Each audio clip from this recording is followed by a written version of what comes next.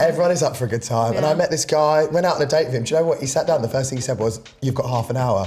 I thought, all right, Alan Sugar. All right. I thought, all right, here's my business proposal. Can you believe?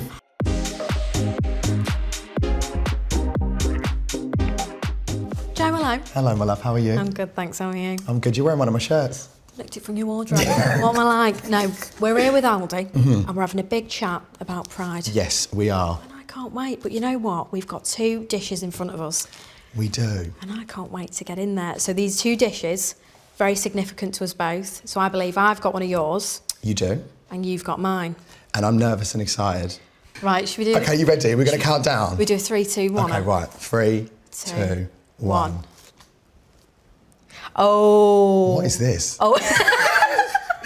Oh, this looks nice. What is this? Oh, I like this. So this is lamb stew. Right. Yeah. Tell me the story. So what's the story? This was what was made when I say came out. And I was basically ambushed by my parents in a loving way. Okay, lovely. Yeah, not in a hateful way. Yeah, yeah. But they made this for me on the night that obviously they found out. We had a big conversation, but we would always have kind of lamb stew. Okay. Because it's just like a nice, easy meal. I think when you've, we grew up, when I was growing up, we didn't have a lot of money. Yeah. So just you whack everything in there. Everything in the slow cooker, do you know what I mean? You don't have to put much meat in there, darling. Yeah. Just whack it all in and then you've got din-dins ready. No, I love that. I love that. So we're here. We've got bangers and mash. You've got bangers and mash. Talk me through it. Why have you picked this dish? So I asked my mum what dish she thought would be representative of my Pride journey. Yeah. And our Lisa said anything with sausage. So there you go. And she was right. And she was right. And your mum is a lovely woman. I've never yet to meet her. I know, when you do. But she'll take your breath away, I tell you that now. She already does. So should we have a little... Yeah, let's have a little tuck taste in? and tuck in. Do you know what? These are both quite hearty dishes. Yeah. I think that says a lot about Pride. I did think that. These are very wholesome. Yeah. Joe, you know what though? Pride is so much more than a bit of sausage and mash. Tell me about your journey. About my journey? Tell me about, as long as you're comfortable. Oh yeah, of course. Sorry, I need a napkin. No, it's all right. My journey. So my first ever Pride was London Pride. And I think I was about 15, 16. And I came out at like 15. And then I went with one of my school friends, and you know when everything blows your mind? Like I've never seen that many gay people before in my life. Yeah, and you're like, yeah, and like everything's like people in the streets all happy with like their face paint and their glitter and everything. I remember I was just absolutely like mind blown by it, but it was a really nice first step into the community. That's why I think it's really important for people, because Pride is something that's accessible to everyone. Yeah. And, you know, because a lot of these places and regions in the UK, you can just go to street parties. It doesn't cost anything to go and turn up. Yeah. And I think it's a really good thing for younger people of all ages to have access to. Yeah. I think it's such a good opening step for younger members of the community, isn't it? And it's it's especially in the day, and it's like a nice safe space for everyone to just, and it's so good for representation because you can just see everyone who's just in the community. It doesn't matter what they look like, the disability, the race, the gender. And there's families, there's older people, do you know what I mean? There's everyone coming together, which I think is really lovely to see. What about you? What was your first Pride like? My first Pride was only last year. Shut up. Yeah, my first Pride was only last year, and I've got no memory of any other Pride. So I know, so it was like my first one, and it was like that moment. Where was that? Like, oh my God, it was in Manchester. That's a good Pride as well. It is a good Pride. That is a good Pride. Oh, wow. I know. And I just, my favourite thing is to see older queer couples. Yes. Because it's so nice. And I think obviously 20, 30 years ago, they wouldn't have been able to come out and just be as visible. And it's just so nice to think, that's my future. Yeah, Do you know what I mean? No, it's just I love nice, that. and it gives you a warm feeling. I love that. I love that when I see queer people with their children as well, and queer families. And I think it's so important that they're showing that representation, because you know what it's like. There's so much backlash even still to this day for people. So it's so lovely to be able to see that and be part of it. I love it. And have a big old gay time.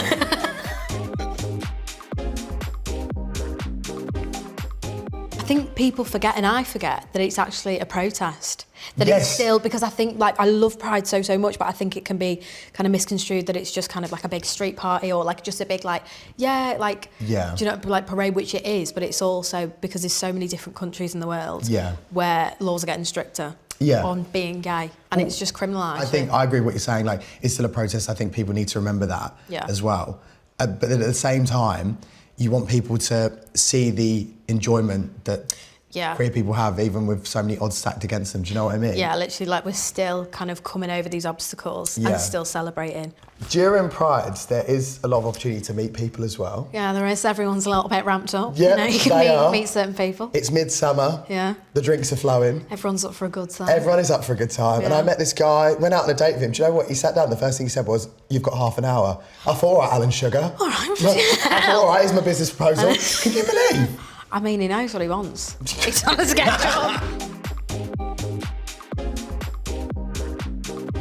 No, I think Pride is such a safe place, especially for like younger kids. Yes. Or just young people, because I think we didn't necessarily, like we're not ancient, but I think even like... God, I'm a lot older than you, love. We were in school like 5-10 years ago, and it's like the idea of like going to Pride or having that celebration, it felt so distant, it felt so far away. And no one went in your school, you know, no one would come back and be like, "I've just been to Pride, it was so much fun." No. Do you know what I mean? There weren't a lot of kind of regional prides as well. It was very like, well, like you know, small towns, like even like Blackpool will have one, but now it's just like everyone's got a pride, so it's so much more accessible.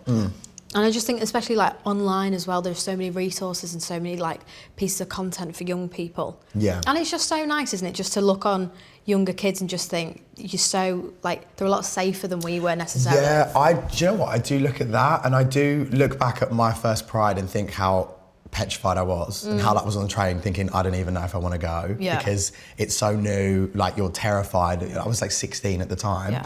And then you look at what people are exposed to now, like you look at the likes of Drag Race and things like that and how big it is now in the UK and that community, and I think, oh, I would have loved to have had that when I was younger. Yeah. So it's nice. I mean, that's what drives me now, and I'm sure it does of you with what we do as well, and attending Prides and showing people that, you know what I mean? Like you can be a good representation and be that person that you would have liked to have had when you were younger. Yeah, exactly. And you don't want young kids to kind of feel unsafe, because I know obviously like if you're like a young queer child who's like maybe 14, 15, 16 and you're still kind of, you don't really know what's going on, you're still kind of working out your sexuality, there's no definition on it. You want that space where you can just explore and see other people, and I love that. I love that. Here. What advice would you give to kind of any younger person who wants to come out or feels like they'd quite like to? Obviously there's no pressure to at all, because it's such a big, like people say it's such a big thing, but it's so hard, isn't it? Because it shouldn't be a big thing, but it's made to be a big thing. But I think that there's this kind of preconception that you have to know exactly who you are. If you come out, you have to be like this defined, you know what I mean? You have like, to stick with that decision, whereas it can change. Exactly, and I think that my advice would be not to rush it, like because of any outside influences, because of worries of what people would think or how you're going to be perceived, or like where you want to go in life. Like you do things when you're ready to do them off your own back. Do you know what I mean?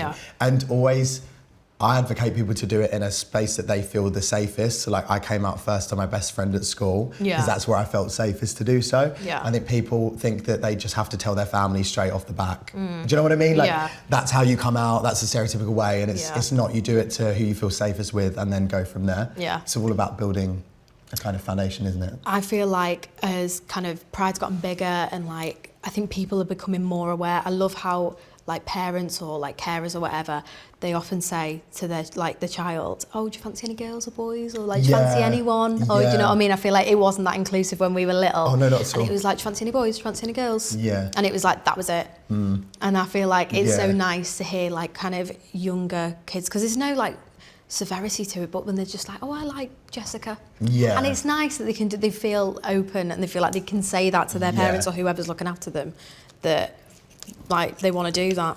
I think there's still a long way to go, but there are a lot of parents out there that are actively trying to, do you know what I mean? Yeah, like educate themselves, be more inclusive. Yeah, for sure, and actually give access to Pride to their kids, you know what I mean? Like growing up and being like, look, like there's local prides, as you said, like not big, huge ones in cities, but you know, there's a local Pride festival in the town, like we're going to take our family and that type of thing. Even though your kids might not be gay, you're just showing them that it's acceptable for anyone to go to. Yeah, exactly. Have you got any like funny Pride stories? What am I thinking? I had to have a wee behind a bush because it was very busy. No, they are busy. They need to sort out their toilet queue. Pride, do you know what? Pride's getting too busy. But I know, maybe a few less people there. No, I love it. Are you excited? Which one are you going to go to? Are you going to go to many? I want to go to Brighton Pride because I love being by the sea. I'm not going to lie, the calibre of men I find is a lot better down there as well. No, a little bit of eye candy. Oh, do you know what? A lot of eye candy. A lot of Yeah. eye candy. Yeah. No, I love it. that's what I'm looking forward to. I'm going to go to Stackfield Gardens, Manny. Matt, are you going to Manchester? Yeah. Do you know what? Manchester Pride is fun. I went there before. Yeah. I actually split up with a boyfriend at Manchester Pride.